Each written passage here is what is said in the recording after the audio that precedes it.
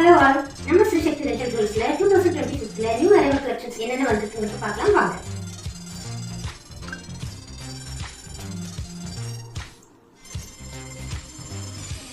இப்போ நம்ம ஃபர்ஸ்ட் எந்த செட் பார்க்க போறோம்னா இப்போ ட்ரெண்டிங்ல இருக்கிற பவளம் பீட் செட் தான்.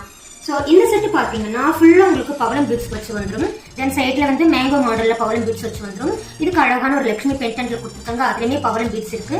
அழகான ஜிமிட்டும் கொடுத்துருக்காங்க. இதுக்கு மேட்சா உங்களுக்கு ஒட்டியானமும் வந்துடும். நெக்ஸ்ட் பார்க்க போகிறது ஒரு சூப்பரான சில்வர் ரெப்ளிகா செட்.